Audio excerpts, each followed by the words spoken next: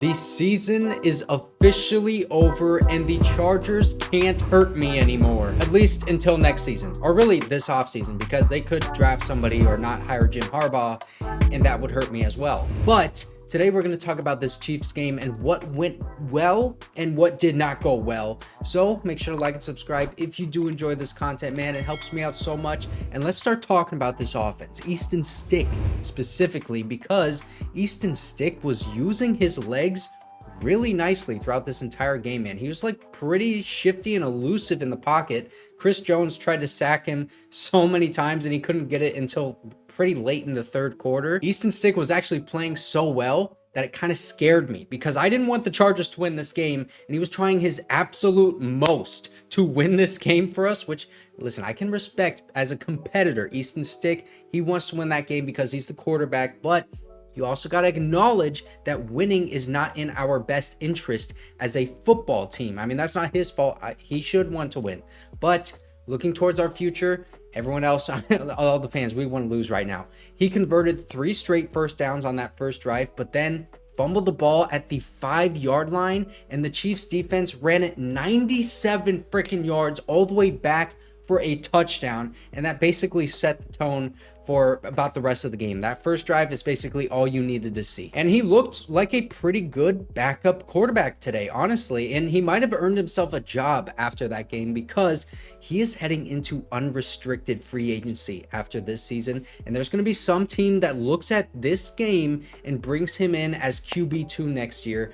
And I don't know whether the Chargers opt to bring him back or not, but he has been with us for several years now. But we are heading into a new coaching staff, so they have no benefit of bringing him back for the sake of continuity. I mean, you could argue that it's good for continuity to have the same backup behind Justin Herbert because, you know, he's got an effect on the locker room and prepping for other teams in the quarterback room. But if it were me, I would be fine with having him back on a really low deal, like 3 years for $4 million total, and I would really try hard to bring him back if Kellen Moore were retained as offensive coordinator when Jim Harbaugh is hired as head coach. Please, Dean Spanos hired Jim Harbaugh, and Josh Palmer was getting fed today. He was clearly Easton Stick's favorite target, and even though Easton Stick was off target a couple times, Josh Palmer was able to create enough separation from defenders that he would be able to stretch out and catch those poorly thrown balls. And then he also had space to catch the ball that was well thrown so that he could turn up and run upfield, get some yak after that catch. His development this season, it's been really fun to watch, and I wish that he did not get injured because he was really starting to become a legit wide receiver 2 for us before everything blew up on offense. I mean, Josh Palmer's injury, Keenan Allen and Justin Herbert get injured, Brandon Staley gets fired. I didn't even mention Mike Williams getting injured in like freaking week 2. There were really few bright spots on offense this season, but one of them was the development of Josh Palmer, and he showed it in this game, man, as a route runner, and his catching radius, man, it is huge. It's like a 2-car garage that he will catch anything that is thrown to him, and he's got sticky hands as well. It seems like anything that he can touch, he's probably going to come down with. He's got strong hands, and he's got pretty good control of his body on the sideline. It's something that's really valuable in an offense, especially this one, because we've seen Justin Herbert dot some guys up and they drop the ball. Josh Palmer, I don't think he would be dropping balls like that. Speaking of dropping balls, Quentin Johnston was not very impressive to me today, and I still have the same concerns of why are we not targeting him more often? If he does suck, then let's just find out what we have for sure heading into year 2 here. And the same goes for Darius Davis, because we need to target them more on offense. They're both rookies. They both had flashes this season. Let's just find out what they are capable of, because as fans right now, we don't know. And it is not too late for Quentin Johnston to be a good receiver. That's just stupid. It's not like he's a bust for sure after this season, but it is still disappointing that he could not get anything going his rookie year. And that is partly on him as well as on the coaching staff. I would like for him to be targeted more just to get him more comfortable with that NFL speed and running routes against NFL defenders, because he does struggle with separation at times. But the coaches seem to feel as though he's like not even ready for that, and he should be eased into an NFL offense. look, I can understand both points of view here, wanting to get him a ton of action in that rookie season and then kind of protecting him and letting him develop in practice. I understand both sides of that argument, but as a Chargers fan, this team spent a first round pick on him, okay? And he was only targeted like 60 something times with about 400 yards all season.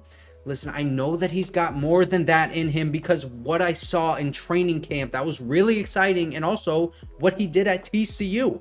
Once Mike Williams went down, Quentin Johnston should have had a bigger role in this offense, but he didn't. And then Josh Palmer went down, and Quentin Johnston should have had a bigger role in this offense again, yet he did not. And then Keenan Allen goes down, and we basically have nobody else to throw to. So who do we throw it to? Not Quentin Johnston. We're throwing it to Alex Erickson and Gerald Everett. Throw Quentin Johnston the ball. It really is just astonishing to me, the commitment to not feed him. And now listen, I know that he does not get separation consistently. He needs to work on that route running. That's a big thing. And also the jump balls and dropped balls. He's got a lot of things that he needs to fix in the offseason. And he's not open all the time when he's on the field. So would you throw it to him if he's not open, right? I understand that. But if you're going to argue that he is so often not open that he's not getting fed at all like this, like we are seeing, then you're basically arguing with me that Alex Erickson is a better wide receiver than Quentin Johnston because he's getting more targets than Quentin Johnston right now. And he has been these past few weeks. And I would hate for that to be true, but we need to feed Quentin Johnston more in order to find out, and we just didn't. So we're going to find out more next season. I know this sounds really negative about Quentin Johnston, but listen, bro, he has all of the tools to be a really good wide receiver. That's why we drafted him so highly. It'll be up to him to work on his game this offseason, and then it's going to be up to Jim Harbaugh to put him in good position and game days. Now let's talk about this defense because Khalil Mack, he makes me bolt up, bro. I loved Khalil Mack. He was dominant throughout this entire freaking season for the Chargers, and he got his 17th sack of the season today on 3rd and 8 in the first quarter. There's not much more that I can say about Khalil Mack that I have not said already. You guys know I love him. He is 32 years old, has a $38 million cap hit next season, and he is still worth that freaking money, man, because of the position that he plays and how freaking good he is consistently. Although ideally you restructure that contract to give him a couple more years and then backload that money a little bit. But because of how great Khalil Mack is, you have the luxury of choice with what you want to do with Joey Bosa, because Joey Bosa has a $36 million cap hit next season, and he has struggled with injuries and inconsistent play and penalties his entire career.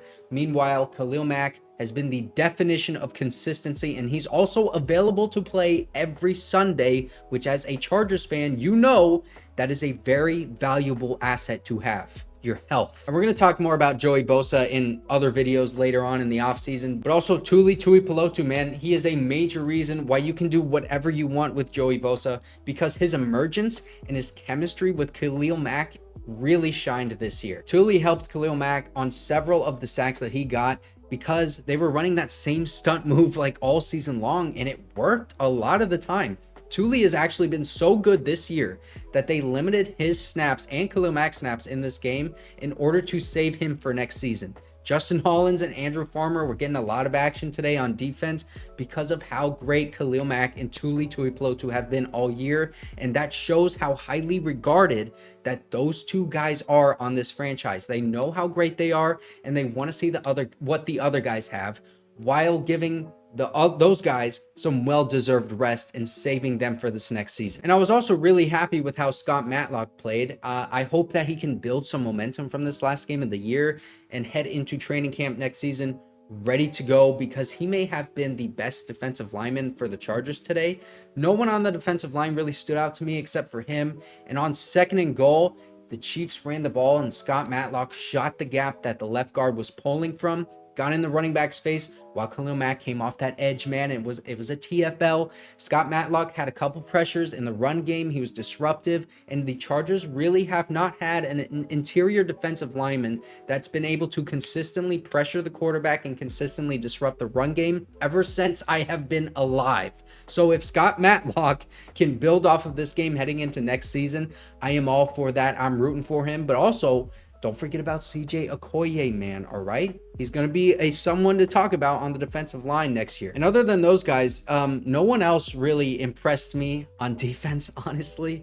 Alohi Gilman had an interception, but that was like the easiest pick he'll ever have in his life. I give him credit for catching it, man, because obviously you have to make the play, but, you know, it was easy.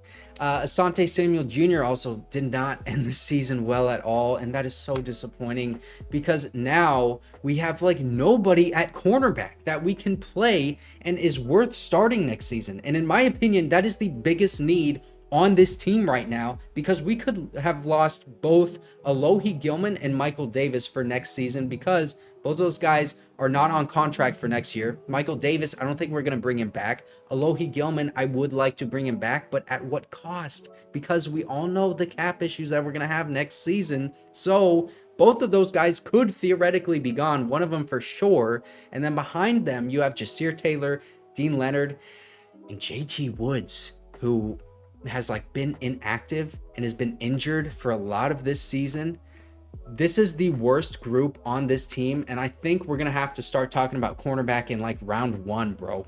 I mean, at least round 2, because that is how bad this unit is. And we're gonna be looking at some cornerbacks early on. I'm gonna do some film breakdowns on them, but thank you guys for watching. It's been a rough season, and stick around for draft time and when Jim Harbaugh gets hired, because that is for sure happening, man. I feel it.